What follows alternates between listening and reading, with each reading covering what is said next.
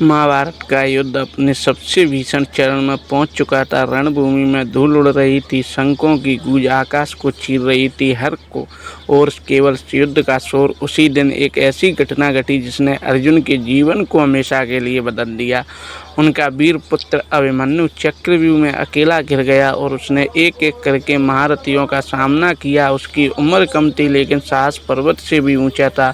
उसने हार नहीं मानी, अत्यंत अद्भुत तरीके से कई योद्धाओं से मिलकर उसे मार डाला। जब यह समाचार अर्जुन तक पहुंचा तो उनके हाथ से गांडीव छूट गया, उनकी आंखों से आंसू बहने लगे। रात को शिविर में गहरा सन्नाटा था।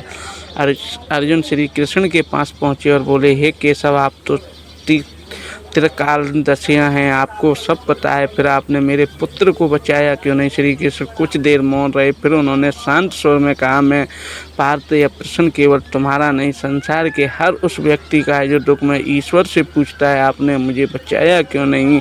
अर्जुन चुपचाप सुनते रहे। श्री कृष्ण बोले, संसार का पालन करता हूँ, लेकिन प्रत्येक जीव को अपने कर्मों और अपने कर्तव्य का मार्ग स्वयं चलना पड़ता है। यदि मैं हर कठिनाई को स्वयं दूर कर दूं तो मनुष्य का साहस, उसका धैर्य और उसका पुरुषार्थ कभी प्रकट नहीं होगा। अर्जुन बोले, लेकिन अभिमन्यु तो निर्दोष था। श्री कृष्ण मुस्कुराए, निर्दोष होने का अर्थ ये नहीं कि जीवन में परीक्षा नहीं आएगी। सोना भी आग में तपकर ही खुदकत बनता है। फिर उन्होंने अर्जुन को एक कथा सुनाई। एक गांव में एक किसान रहता था। उसका बेटा हमेशा अपने पिता से कहता, पिताजी, आप हर काम मेरी मदद कर दिया करें। पिता मुस्कुराकर कहते, रास्ता दिखा सकता हूँ लेकिन चलना तुझे ही होगा। एक दिन खेत में बहुत बड़ा पत्थर पड़ा था। बेटी ने कहा, इसे हटाइए। पिता बोले, पहले तुम कोशिश करो। बेटी ने आधे मन से प्रयास किया और बोला, यह तो नहीं हटेगा। पिता ने पूछा, क्या तुमने अपनी पूरी शक्ति लगा दी? बेटा बोला, हाँ। पिता मुस्कुराए नहीं, उसने मुझे बुलाया ही नहीं था। फिर दोनों ने मिलकर पत्थर हटा दिया। श्री कृष्ण बोले, देखो पार्थ, ईश्वर भी ऐसे ही है।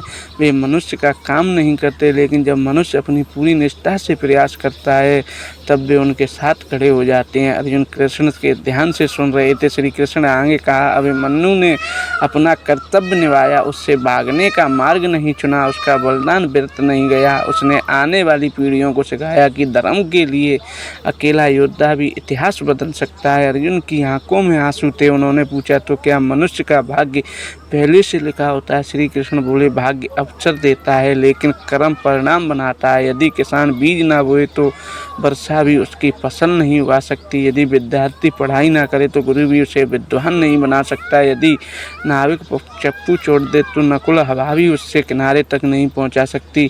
कुछ देर बाद श्री कृष्ण बोले, युद्ध भूमि की ओर गए और उन्होंने कहा, इस धरती को देखो, जहाँ जितने भी योद्धा खड़े हैं सब अपने कर्मों का फल भोग रहे हैं।